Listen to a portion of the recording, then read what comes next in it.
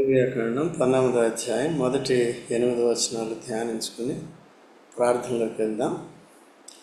మరియు యెహోవా మోషేకు ఎలాగూ సెలవిచ్చును. ఎవరికి సెలవిచ్చును? మోషేకి. ఏమని సెలవిచ్చును? ఎవరికి? ఇశ్రాయేలు సర్వ సమాజముతో ఇట్లు చెప్పము. ఇశ్రాయేలుతో చెప్పమని మోషేకి దేవుడు చెప్తున్నాడు. కనుక ఏమని చెప్పమన్నాడు? 2వ వచనంలో, మీరు పరిశుద్ధులై ఉండవలెను. మనమంతా ఎలా ఉండాలంట? పరిశుద్ధులంగా ఉండాలి. ఇప్పుడు కొత్త నిబంధన ప్రకారము యేసుక్రీస్తు ప్రభు ఈ లోకానికి ఎందుకు వచ్చినాడు? మనల్ని పరిశుద్ధపరచడానికి వచ్చాడు. మనల్ని ఏ రీతిగా పరిశుద్ధపరిచాడు? తన ప్రాణాన్ని సిలువలో అర్పించాడు, రక్తాన్ని కార్చాడు, మరణించి సమాధిని జయించాడు. విశ్వాసము ద్వారా మనల్ని ఏం చేశాడు? పాపాలను క్షమించి యేసు రక్తంలో కడిగి మనల్ని పవిత్రపరిచాడు. పవిత్రమైన వరాలన్నీ ఇచ్చాడు.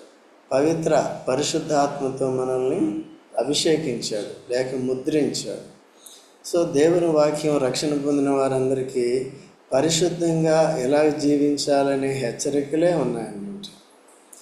ఓకే, పరిశుద్ధంగా జీవించటం ఎలాగనే విషయాలే బైబిల్లో ఉంటాయి. అంతేనా? అయితే కొత్త నిబంధనలో ఉన్న అవకాశం ఏంటంటే యథార్థంగా జీవించాలి. ఈ లోకంలో జీవించున్నంత కాలము ఈ లోకమాలిన్యం అప్పుడప్పుడు అంటుకుంటూ ఉంటుంది. శరీరంలో ఉన్నాము, తలంపులను బట్టి అపవిత్రమైన తలంపులను బట్టి, లేకపోతే అపవిత్రమైన ఎమోషన్స్ని బట్టి. కోపం కూడా ఒక ఎమోషన్ అన్నమాట. సో కాబట్టి ఆ రీతిగా కోపం వచ్చేది. కోపపడ్డు కానీ ఏం చేయకూడదు? పాపం చేయకూడదు. పాపం చేయటం అంటే ఏంటి? కోపపడ్డు కానీ పాపం చేయకూడదు అంటే ఏంటి? కోపపడచ్చు అంట, కానీ ఏం చేయకూడదు? అయ్యో, సంస్కృతం మాట్లాడకూడదు, ఇంకా కొట్టుకోకూడదు.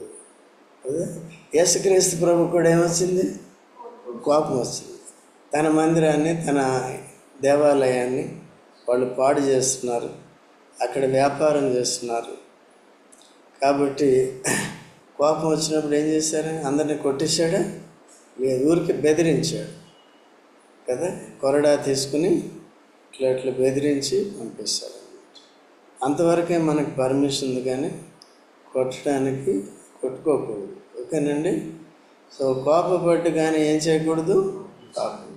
కోపం వచ్చినప్పుడు మరి అందుకనే కంట్రోల్ కూడా చాలా అవసరం. అందుకనే కోపం తెచ్చుకోకుండా ఉండటం చాలా మంచిది. కోపం లేని వాళ్ళని ఏమంటారు చెప్పండి? సాత్వికులు. కోపం లేని వాళ్ళని ఏమంటారంటే ఓర్పు కలిగిన వారు అంటారు. ఎంత ఓర్చుకున్నాడండి! ఎన్ని తిట్టినా సరే ఏం చేస్తున్నారు కదా. ఇప్పుడు మా పార్వతికి ఏంటంటే ఎంత ఓర్పు. ఆమెకి ఇంకా సరిగ్గా విశ్వాసం లేదు, రక్షణ లేదు. సహజంగా నేను నా కొరకు చనిపోయాను, క్రైస్తవ భాష మాట్లాడుతుందండి అమ్మాయి. నేను నా కొరకు చనిపోయాను, నా భర్త ఏం చేసినప్పటికీ నేను ఇంకా అంతే. నా విషయం చనిపోవడం అంటే అర్థం ఏంటి? ఇక నేను జీవించేది నా కొరకు కాదు, నా భర్త కొరకు. మరి భర్త ఎటువంటి వాడు? మూర్ఖుడు, పట్టించుకోడు, చూడడు, ప్రతిదానికి తిడతాడు, ప్రతిదానికి ఏదేదో చేస్తూ ఉంటాడు. అటువంటి భర్తతో కాపురం చేస్తాడు. అది క్రీస్తు కొరకు బతికి ఉంటే, ఆ తీర్మానం చేసుకుంటే, అపోస్తలుడు పౌలు ఆ తీర్మానం చేసుకున్నాడు. ఎవరి విషయంలో? ఇప్పుడు తన భర్త విషయంలో ఆ తీర్మానం చేసుకుని బతికినందుకు తనకు ఉపయోగం లేదు, ఆత్మకి ఉపయోగం లేదు. తన ఆత్మరక్షణ పొంది యేసు ప్రభువుని అంగీకరించాలి. తన భర్త కూడా మారి తనకు కూడా ఆ విధంగా ఇచ్చినప్పుడు తనకు కూడా మానవత్వాన్ని చూపిస్తే మంచిదన్నమాట. ఆ రీతిగా చేయాలండి. కాబట్టి యేసుక్రీస్తు ప్రభు మనల్ని పరిశుద్ధపరచడానికి సిలువలో తాను అర్పించుకున్నాడు. యేసుని రక్షకుడిగా ప్రభువుగా అంగీకరించి పాపాలు ఒప్పుకున్నప్పుడు క్షమించి మనల్ని ఏం చేశాడు? తన రక్తంతో శుద్ధి చేసి పవిత్రపరిచాడు. మన మనస్సాక్షిని శుద్ధీకరించాడు.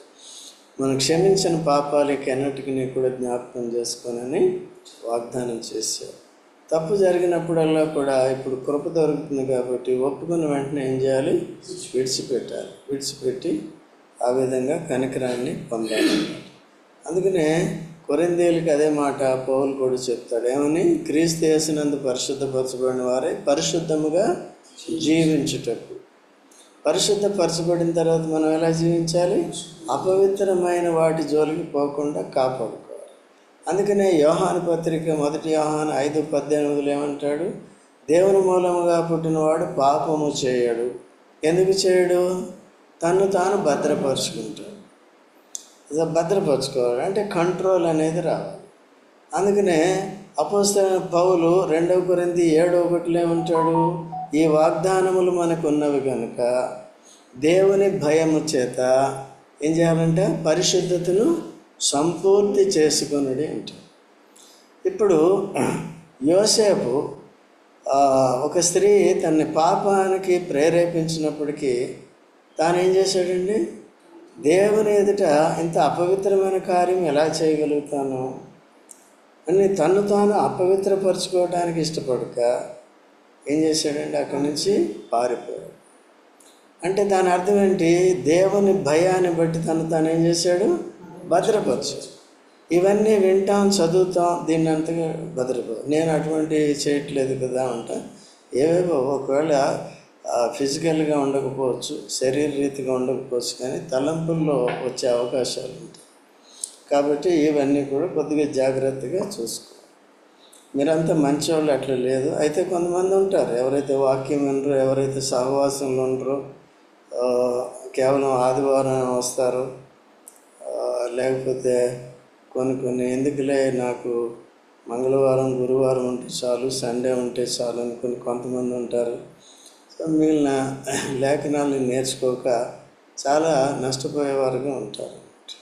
సో కాబట్టి వాక్యాలు దేవుడు నేర్పించేటప్పుడు నేర్చుకునే బాధ్యత అందరి మీద ఉందన్నమాట. మీరు పరిశుద్ధులై ఉండవలను అని ఇది ఆజ్ఞాపిస్తున్నాడు దేవుడు. మీ దేవుడైన యెహోవానగు నేను ఎవరినండి? పరిశుద్ధుడను, నేను పరిశుద్ధుడు. కాబట్టి దేవదూతలు కూడా పరమందు ఏమని సాక్ష్యం చెప్తున్నాయి? పరిశుద్ధుడు, పరిశుద్ధుడు, ముమ్మాటికే పరిశుద్ధుడు. ఎవరు? ఇప్పుడు కొత్త నిబంధన ప్రకారము దేవుడు త్రియేక ముగ్గురుగా ప్రత్యక్షపరుచుకున్నాడు. తండ్రి, కుమార, పరిశుద్ధ. తండ్రి అయిన దేవుడు పరిశుద్ధుడు, కుమారుడైన యేసు ప్రభు పరిశుద్ధుడు. మనం కూడా చూసుకున్నాం, పవిత్రుడు, నిష్కల్మషుడు, నిర్దోషి, పాపుల్లో చేరక అంత పవిత్రమైన. కాబట్టి మన పాప పరిహారానికి ఆయన ఒక్కడే యోగ్యుడు. తర్వాత తండ్రి కుమార అని అంగీకరించిన తర్వాత మనకెవరు వచ్చారు? పరిశుద్ధాత్మ. ఆత్మలోనే ఉంది కదా. పరిశుద్ధాత్మని ఎందుకు పేరు పెట్టారు? దయ్యం ఆత్మకి అపవిత్ర ఆత్మ అంటారు. దయ్యం ఆత్మకి అపవిత్ర ఆత్మ అంటారు. దేవుడి ఆత్మకి క్రీస్తు యేసు ఆత్మ అని కూడా రాయబడింది. దేవుని పరిశుద్ధాత్మ, దేవుని ఆత్మ, క్రీస్తు యేసు ఆత్మ, తర్వాత పరిశుద్ధాత్మ, తండ్రి కుమార పరిశుద్ధాత్మ. ఓకే అండి. ఇవన్నీ కూడా వీటిని దేవుడు మనకి ఇచ్చాడు. కాబట్టి ఈ లేఖనాల్లో కూడా తప్పొప్పులన్నీ కూడా రాయబడి ఉన్నాయి. వారు చేసిన అపవిత్రమైన క్రియలు మనం చేయకుండా ఉంటకు, మనకి బుద్ధి కలుగుటకు, మనకి బోధ కలుగుటకు ఈ గ్రంథాన్ని మనకి ఇచ్చాడు. అందుకని ఈ గ్రంథం పేరేంటి? పరిశుద్ధి. ఇప్పుడు చెప్పండి, ఎన్ని పరిశుద్ధమైన వాటిని దేవుడు మన పరిశుద్ధత కొరకు ఇచ్చాడు? తండ్రి కుమారుని పంపించి మనల్ని కుమారుని ద్వారా పరిశుద్ధపరిచాడు. కుమారుడు తాను అర్పించుకొని పవిత్రపరిచాడు. రెండోది పరిశుద్ధాత్మ పని ఏంటి? ఈ వాక్యాన్ని విన్నప్పుడల్లా కూడా మనల్ని ఒప్పుకొని చేస్తాడు. ఆ గ్రహింపులోనికి తీసుకొస్తాడు. విన్నప్పుడు కానీ వాక్యం చదివినప్పుడు. ఈ దినాల్లో చదివేది ఏంటంటే చదువుతారు కానీ దాంట్లో అర్థం కాదు, అర్థం చేసుకోలేరు కూడా. అయితే కొంతమంది చేస్తున్నారు. ఇప్పుడు మన కీర్తి కానీ మన సువర్ణ కానీ ఐ కెన్ అండర్స్టాండ్. అట్లా ఎందుకంటే చూపించాను కొన్నిసార్లు. మన మాధవి కానీ, మన లిడియా కానీ. సో ఎందుకంటే ఆ చదువుకుని దాంట్లో ఉన్న ప్రతి మాట కూడా మనం అర్థం చేసుకోవాలి. ఇప్పుడు మనం ధ్యానించినప్పుడు ఏం చేస్తున్నామండి? ప్రతి మాట అర్థం చేసుకోవాలి. అన్ని మాటలు ఎందుకున్నాయి? దేవుని మాటల్లో ప్రతి మాటలో కూడా అర్థం ఉంటుంది. అది తీసుకోవాలి. స్కిప్ చేస్తే ఏమవుతుంది? దాని కనెక్షన్ అనేది పోతుంది. వెళ్ళిన మళ్ళీని వెళ్ళి అంటాం. ఓకే, కాబట్టి మీ దేవుడైన యెహోవా అనగా నేను పరిశుద్ధుడై ఉన్నాను కనుక నేను మీకు దేవుడిగా ఉండాలంటే నా ప్రజలైన మీరు కూడా ఎలా ఉండాలి? పరిశుద్ధులుగానే ఉండాలి. తర్వాత మీలో ప్రతివాడు తన తల్లికి తన తండ్రికి భయపడవలెను కదండి. ఇంకొక ఆజ్ఞ ఏంటిది? మొట్టమొదటిగా ఏముండాలంట? పరిశుద్ధులై ఉండాలి. పరిశుద్ధులై ఉండాలంటే మొట్టమొదటిగా విశ్వాసం ద్వారా క్రీస్తు యేసు రక్తం ద్వారా పరిశుద్ధపరచబడి, తర్వాత దేవుని భయం చేత పరిశుద్ధతను ఏం చేయాలి? సంపూర్తి చేసుకోవాలి. మనల్ని మనం భద్రపరచుకోవాలి. చిన్న చిన్న విషయాల్లో కూడా ఇది ఎక్కువ. ఏంటంటే మనం ఇంట్లో అపవిత్రపరచబడతాం, ఇంట్లో స్వేచ్ఛ ఉంటుంది కాబట్టి ఆ విధంగా చేస్తాం. కొన్నిసార్లు బయట ఉన్న భయము, బయట ఉన్న మర్యాద, బయట ఉన్న పవిత్రమైన మాటలు కానీ ఇక్కడ ఉన్నట్టు ఇంట్లో ఉంటుందా? ఒకరినొకరు లెక్క చేసుకోరు. భర్త భార్యను లెక్క చేయడు, భార్య భర్తను లెక్క చేయడు. వాళ్ళిద్దరు అలాగ ఉన్నప్పుడు పిల్లలు ఇంకా అసలే లెక్క చేయరు. ఇవన్నీ కూడా జాగ్రత్తగా కాపాడుకునే చూసుకోవాలి. I'm not talking about any person here. ఇది కామన్ స్టేట్మెంట్, ప్రతి వారికి కూడా సంబంధించింది. ఓకే అండి. కాబట్టి మొట్టమొదటిగా ఏం చేసాం మనం? పరిశుద్ధపరచబడి పరిశుద్ధంగా జీవించాలి. రెండో ఆజ్ఞ ఏంటి ఇక్కడ? మీలో ప్రతివాడు తన తల్లికి తన తండ్రికి ఏం చేయాలి? భయపడాలి. భయపడడం అంటే తల్లిదండ్రులు కూడా ఏంటంటే పవిత్ర భావతను కోరుకుంటారు, ముఖ్యంగా యూదులు. ఇప్పుడు తిమోతి తల్లి తెలియక తిమోతి అవ్వ వారు ఎటువంటి వారండి? ఇప్పుడు తిమోతి తల్లికి భయపడ్డాడు కాబట్టి తల్లి విశ్వాసం ఎవరిలోకి వచ్చింది? భయపడ్డాడు. అందుకనే ఎఫెసీయులకు రాసిన పత్రిక 6వ అధ్యాయం 1వ వచనంలో కూడా పౌలు ఏం చెప్తాడు? ఇక్కడ చిన్నపిల్లలకు చెప్తున్నాడు. అంటే చిన్నపిల్లల నాటి నుంచి వారికి అలవాటు చేయాలి. మనం తల్లిదండ్రులకు ఏం చేయాలి? వాళ్ళు సన్మానించేది, విధేయత చూపించేది. ఏంటంటే మంచి విషయాలు ఏదైనా ఎక్కడైనా సరే బైబిల్లో భార్యలారా మీ భర్తలకు విధేయులై ఉండి, పిల్లలారా మీ తల్లిదండ్రులను సన్మానించండి, వారికి విధేయులై ఉండండి అని ఉందనుకో. అయితే ఏ విషయంలో? భక్తిహీనులైన తల్లిదండ్రులు అయితే తప్పులు కూడా చేయడానికి ప్రేరేపిస్తారు పిల్లల్ని. అదే మనమేమి పవిత్రమైన వాటి కొరకే విధేయులుగా ఉండాలి. అటువంటి తల్లిదండ్రులే భయభక్తులు కలిగి పిల్లల్ని సరైన మార్గంలో నడిపిస్తారు. అటువంటి తల్లిదండ్రులకి పిల్లలు ఏం కావాలి? అది కొన్నిసార్లు ఏంటంటే మన జడ్జిమెంట్ రాంగ్ అయిపోయి మనమే వారు రెస్పెక్ట్ ఇవ్వకుండా తల్లిదండ్రులు మనం నష్టం తెచ్చుకుంటాం. అందుకని నా పిల్లలు ఉన్నారు, నా బాధ్యత పుట్టినప్పటి నుంచి కూడా వారిని ఎలా పెంచాలి, భౌతికంగా ఆత్మీయంగా పెంచాలి, వారికి చదువు నేర్పించాలి. భార్యాభర్తలు ఇద్దరు కూడా కలిసి ఉండాలి. ఒకరు తయ్యి అంటే ఒకరు తొయ్యి అనకూడదు కదా, జాగ్రత్తగా ఉండాలి. ఆ విధంగా తీసుకున్నారు. ఇప్పటికీ కూడా ఏం చేయాలి? వారు మనకి రెస్పెక్ట్ ఇచ్చేటట్టుగా చేస్తారు. ఇవ్వట్లేదంటే అది ఎవరి లోపమో చెప్పను, దేవుడు మాత్రం చెప్తాడు కదండి. అలా లేకుండా జాగ్రత్తగా చూసుకోవాలి. కొన్ని కుటుంబాలు అట్లా చేస్తున్నాయి నాకు తెలుసు.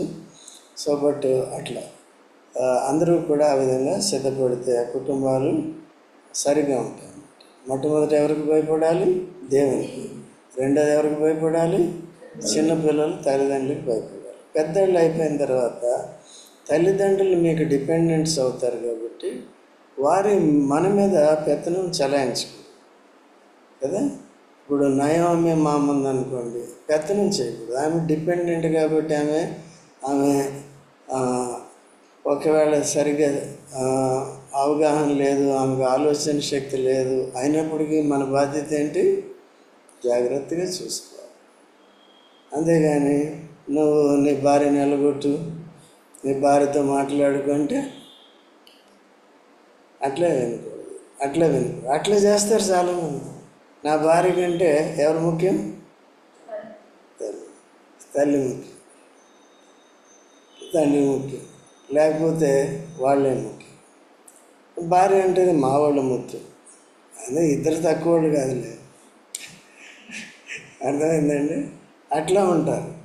అలా ఉన్నప్పుడు ఏమవుతుందంటే ఆ డిస్క్రిమినేషను, తారతమ్యాలు చూసినప్పుడు నిజంగా సమాధానం అనేది ఉండదు. సో జాగ్రత్తగా ఏం చేయాలి? తల్లిదండ్రులకు ఏం చేయాలి? తల్లిదండ్రులు అట్లా రెస్పెక్ట్ కమాండ్ చేసుకోవటానికి జాగ్రత్తగా మనం చూసుకోవాలన్నమాట. ఆత్మీయ విషయాలు మీ పిల్లలను మాకు అప్పచెప్తే మేము నెమ్మదిగా వాళ్ళని ఏం చేస్తాం? సిద్ధపరుస్తాం. ఫస్ట్ వాళ్ళ సైకాలజీ ఏంటి, వారి మానసిక స్థితి ఎలాగుంది, దేనికి వారు ప్రథమ స్థానం ఇస్తున్నారు, ఎట్లా ఉంటున్నారు, ఇవన్నీ కూడా చూస్తాం. చూసినప్పుడు మాకు వదిలేసినప్పుడు మీరు ఆత్మీయ విషయాలు పట్టించుకోకూడదు. అంతే ఓవర్ నైట్ అయిపోవాలి, దేవదూత అయిపోవాలని అనుకోకూడదు. మనమే కాలేదు కదా, వాళ్ళు ఎట్లా అవుతారు? సో దేవుడు మనం దర్శిస్తాడు. వాళ్ళకి వాక్యం అనేది సరిగ్గా నేర్పి దేవుని భయంలోకి వచ్చేలాగా మనం సిద్ధపరచాలి. That is our work. కాబట్టి మాకు అప్పచెప్పి మీరు డిసిప్లిన్గా ఉండి మీ ఫిజికల్ విషయాలు, కుటుంబ వ్యవహారాలు మీరు చూసుకోవడం జాగ్రత్తగా ఉండాలి. కాబట్టి తండ్రులారా మీ పిల్లలకు మీ పిల్లలను నిష్ఠుర పెట్టకడి, కోపం కూడా రేపొద్దని. యవనస్తులు కోపం రేపు వాళ్ళు ఏమన్నా చేసేస్తారు. అందుకనే తప్పిపోయిన కుమారుడు తండ్రి ఏం చేశాడండి? తను తండ్రికి అవిధేయుడైనప్పుడు, తప్పిపోయిన కుమారుడు తన తండ్రికి అవిధేయుడైనప్పుడు ఆయన ఏం మాట్లాడలేదండి. లేదు నీ ఆస్తిలో నా భాగం ఇవ్వమంటే ఇచ్చేసాడు. యాక్చువల్గా ఇవ్వాల్సిన పని లేదు, తన తండ్రి ఆస్తి నా తదనంతరం ఇస్తానని చెప్పవచ్చు. నేను చచ్చిన తర్వాత తీసుకోండి ఇద్దరు అన్నదమ్ములు అని చెప్పవచ్చు. సరే ఇచ్చేసాడు, చెడిపోయాడు. మళ్ళీ ఎవరున్నారండి ఆయనకి దిక్కు? తండ్రి. అప్పుడు వచ్చాడు. అప్పుడు వచ్చి ఏమంటాడు? తండ్రి సిగ్గుందా? తండ్రి. దేవుడు అట్లా సిద్ధపరుస్తాడు. సిగ్గు వచ్చింది ఎవరికి? దేనికి సిగ్గు వచ్చింది? చేసిన తప్పు ఇప్పుడు రియలైజ్ అయ్యాడు కాబట్టి, ఒప్పుకున్నాడు కాబట్టి తిరిగి పవిత్రతలోకి వచ్చాడు. తిరిగి కృపధార కుమారుడిగా చేర్చుకుంటాడు. తను అనుకున్నట్టు కూలివాడు కాదు. అది మన పరిస్థితి కూడా అంతే. సో జాగ్రత్తగా ఉండాలండి. తండ్రిలాగా ఉండాలి. పిల్లల్ని అవిధేయులు ఉంటారు, విధేయులు ఉంటారు అని జాగ్రత్తగా మలుచుకునేది మన మీద ఉంటుంది. ఊరికే లోక సంబంధుల్లాగా మాటకు మాట, దెబ్బకు దెబ్బ ఏదో చేసామంటే కొద్దిగా కష్టం అయిపోతుంది. అట్లా ఉండకూడదని దేవుడు హెచ్చరిస్తున్నాడు. దీన్ని బట్టి కూడా అపవిత్రత వస్తుంది. ఇంట్లో సమాధానం లేకపోవడం ద్వారా కూడా, ఐక్యత లేకపోవడం ద్వారా అపవిత్రత వస్తుంది. దేవుడు అక్కడ ఉన్నాడు. తర్వాత తల్లికి తండ్రికి ఏం చేయాలండి? భయపడవలను. నేను నియమించిన విశ్రాంతి దినములను ఆచరణ. పాత నిబంధనలు ఏముండాయి? విశ్రాంతి. కొత్త నిబంధనలు ఏముంది? ప్రభు దినం. ఆదివారం యేసు ప్రభు తిరిగి లేచిన దినం ప్రభు దినం. ఆ దినమును మనం ఏం చేయాలి? ఘనపరచాలంటే అర్థం ఏంటి? మన స్పెషాలిటీ చూపించాలి. ఒక అరగంట గంట లేట్ రావాలి. అది మనకు తెలుసు టైము. ఆ టైంకి ముందే బయలుదేరి రావచ్చు కదా, అది కనిపించు. ఆ రోజు వ్యాపారాలు చేసుకోకూడదంట. యెషయా గ్రంథం 58, 57 చెప్పు, 58 చెప్పు, 13 నుంచి ఉంటాయి 15 వరకు కూడా. లోకవార్తలు చెప్పుకోకూడదు, వ్యాపారాలు చేసుకోకూడదు, రావాలి. అది పాత నిబంధన. ఈ దినం అనుదినము కూడా దేవునికి ఇవ్వాలి. ఇప్పుడు కొత్త నిబంధనలో అనుదినము కూడా ఇవ్వాలి. ఓకే, కనుక అనుదినము కూడా కూడికలు ఉంటున్నాయి, సద్వినియోగం చేసుకోవాలి. అందరూ కూడా సంఘం ద్వారా దేవుని సేవ అనేది చేయాలి. కనుక నేను నియమించిన విశ్రాంతి దినములు ఏం చేయాలంటే ఇప్పుడు ఈ దినాలు అంటే అనుసరించాలి. ఆచరించకుండా ఏం చేయాలి? ఇప్పుడు అనుసరించాలి, చెప్పిందని చెయ్యాలి. సమాజముగా కూడుట సమాజముగా కూడట మానకంటే ఆదివారము నేను ఎప్పుడు కూడుకున్నా అది సమాజం అవుతుంది. సంఘముగా మనం ఏం చేయాలి? చాలామంది దాన్ని ఏమనుకుంటారంటే కేవలం ఆదివారం అనుకుంటారు. ఇట్లా చిన్న చిన్న విషయాలు తప్పిపోతూ ఉంటాం గ్రహింపులేక. అందుకని జాగ్రత్తగా ఉండాలి. తర్వాత ఇంకేముందండి? 4వ వచనంలో మీరు వ్యర్థమైన ఇంకోటి ఏంటి? వ్యర్థమైన ఇవన్నీ ఎందుకు పెట్టాడు? దేవుని మందిరాన్ని కనపరచడం అంటే దేవుని మందిరానికి రాలేదానికి ఎక్కడికి వెళ్ళిపోతున్నాం? దేవతలతో. మనం కూడా దేవుని మందిరానికి రాకపోతే ఎక్కడికి వెళ్ళినట్టు? దేవత విగ్రహం దగ్గరికి. ఏంటి విగ్రహం? డబ్బు సంపాదించాలండి కాబట్టి పనికి వెళ్ళాం, లేకపోతే ఇంకో దానికి వెళ్ళాం. అట్లా చాలామంది ఉన్నారు. అట్లా అందుకనే దేవుని సన్నిధిని విడిచిపెట్టి దూరం కాకుండా ఉండటానికి, దేవుని సన్నిధిని విడిచిపెట్టి మనం ఏ పని కొనుక్కున్నప్పటికీ అదే విగ్రహం అవుతుంది. కొత్త నిబంధనలో కనపడని విగ్రహాలు, పాత నిబంధనలో కనబడే విగ్రహాలు, దృశ్యమైనవి అదృశ్యమైనవి. వాటికి ఎక్కువ నేను విగ్రహం చేయలేదు కదా, ఆదివారం రాలేదు, రాకపోవడమే విగ్రహారాధన చేసినట్టు గుర్తుపెట్టుకో. వచ్చినా ఎట్లా రావాలంటే దేవమ్మ టైంకి రావాలి. ఇబ్బందులు ఉంటాయి, రక్షణ లేని భర్త ఉన్నాడు, పిల్లలు ఉన్నారు కాబట్టి ఏ ఇబ్బందులు, దాన్ని సాకుగా తీసుకోకూడదు అని ప్రయత్నించాలి. ఓకేనండి. ఆ తర్వాత మీరు పోత విగ్రహములను మరి ఇవన్నీ చెప్పాడు దేవుడు. వాళ్ళు చేశారా లేదా? ఎవరు? అర్థమైంది. ఇప్పుడు ఇవన్నీ మనం వినకపోతే మనకేమర్థమవుతుంది? వినని వారు చాలామంది ఉన్నారు. కేవలం ఆదివారం వచ్చేది వింటే వెళ్ళిపోతుంది. So that's not correct. కాబట్టి జాగ్రత్తగా ఉండాలి. నేను మీ దేవుడినైనా యెహోవా. మీరు యెహోవాకు సమాధాన బలి అర్పించినప్పుడు అది అంగీకరింపబడినట్లుగా అర్పింపబడి. సమాధాన బలి అంటే అర్థం ఏంటండి?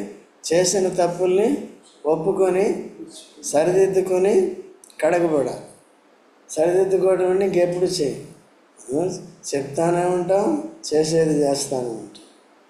సరిదిద్దుకోవాలి. దేవుడు కరుణా సంపన్నుడు కాబట్టి కొద్దిగా ఓరమితో వదిలేస్తున్నాడు. ఒక టైం వచ్చినప్పుడు ఏం చేస్తాడంటే కష్టం అయిపోతుంది. అందుకనే దేవుని దీర్ఘశాంతాన్ని మనం పరీక్షించుకోవాలి. ఓకే, జాగ్రత్తగా ఉండాలి. కనుక సమాధాన బలి ఎట్లా? ఇప్పుడు మనం బలలో పాలు పొందేటప్పుడు ఎట్లా? అంగీకరింపబడేది దేవునికి అంగీకారమైన రీతిగా మన పాలు పంపులు ఉండాలి దాంట్లో. ఓకేనా? అక్కడి వరకు వచ్చే వరకు కాదు, కానీ ప్రతి క్షణం కూడా జాగ్రత్తగా ఉండాలి. తప్పు జరిగిన వెంటనే ఆలోచనలో కానీ, క్రియలో కానీ, ప్రవర్తనలో కానీ వెంటనే గమనించి సరి చేసుకోవాలి. ప్రభువా క్షమించని వేడుకోవాలి. మరొకసారి అటువంటి తప్పులు చేయకుండా సిద్ధపడాలి. అదే ఆత్మీయంగా బలపడటం అంటే. అది శరీర క్రియల్ని, అపవిత్రమైన వాటిని జయించడం. ఎవరు ఆత్మీయులు అంటే వారే. ఇప్పుడు ఆత్మీయులు అంటే ఎవరండి? యోసేపు. అట్లా ఇప్పుడు అబ్రహాం లాంటి వాళ్ళు, మిగిలిన లాంటి వాళ్ళు అందరూ కూడా ఏమయ్యారు? వాళ్ళు ఆత్మీయులు అంటే వాళ్ళు. సో మనం కూడా ఆత్మీయులమే, కానీ మనం జాగ్రత్తగా మన పితరుల వల్ల మనం కూడా పవిత్రతను కాపాడుకోవాలి. పొరపాట్లు జరిగినప్పుడు యథార్థంగా ఒప్పుకొని విడిచిపెట్టాలి. దావీదు కూడా అట్లా చేశాడు కదా. తర్వాత మన బలి, సమాధాన బలి ఎట్లా ఉండాలండి? తప్పులు ఒప్పుకొని సరి చేసుకునే బలి సమాధాన బలి. అది మనకు ప్రతి ఆదివారం మొదటి దహన బలి ఉంటుంది, ఆరాధన. రెండవది సమాధాన బలి ఉంటుంది. ఈ రెండు చాలా ప్రాముఖ్యమైనవి రక్షణ పొందిన వారికి, సంఘానికి. మీరు 6వ వచనం, మీరు బలిని అర్పించు నాడైనను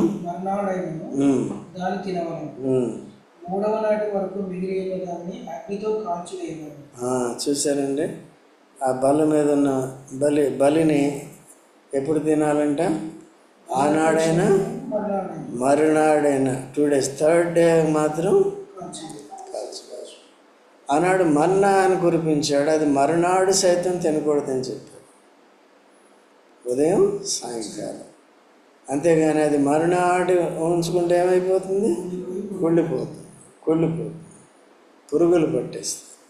సో ఆ పరిస్థితి తెచ్చుకోకూడదు. ఎందుకు దాచుకుంటారంటే ఎందుకు ఆజ్ఞ ఇచ్చాడు? మనకి ఆశ కదా, రేపు కురుస్తుందో లేదో, రేపు వస్తుందో లేదో. దేవుడు కురిపించకపోతే తెలివైనవాడు అన్నమాట. ఎవరు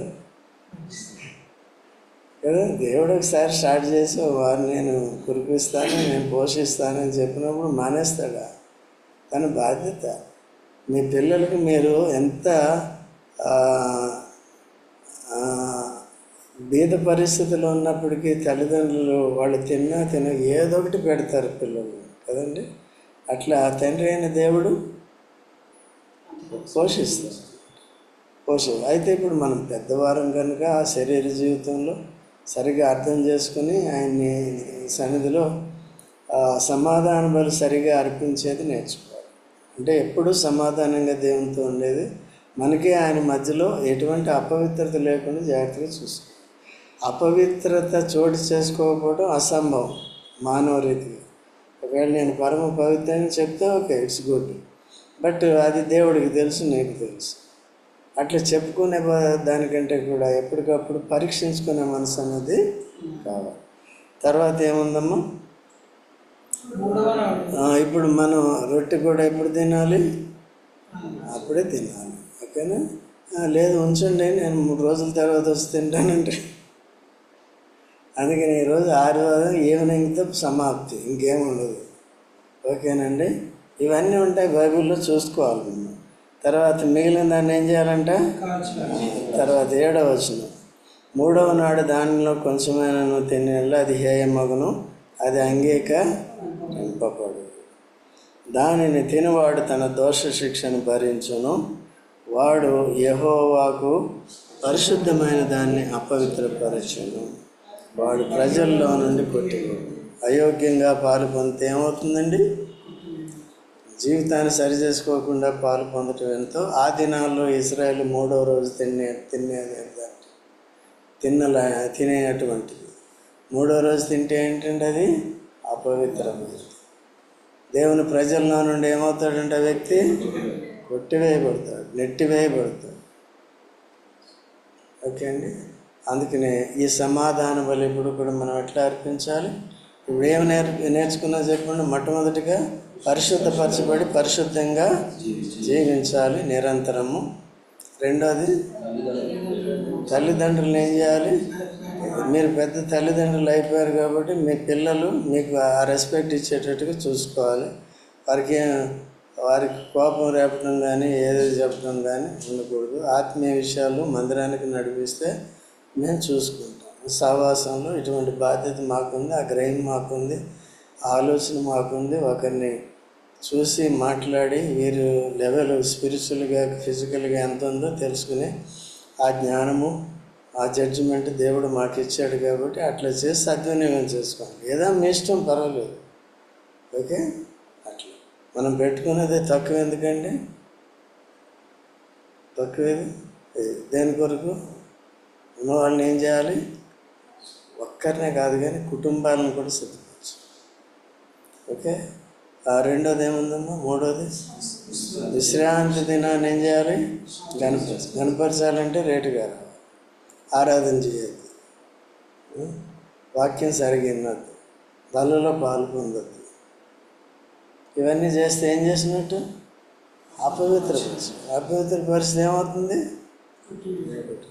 ఎందుకంటే అటువంటి పరిస్థితి జాగ్రత్తగా చూసుకోవాలి. మీరైనా నేనైనా అందరికీ వర్తిస్తుంది. నేనేమి అతీతుని కాదు, మీరేమో అతీతులు కాదు, మనం అంతా ఒక తాను బట్టలను కాబట్టి జాగ్రత్తగా చూసుకోవాలి. అంతేనమ్మా? ఇంకేమైనా ఉందా?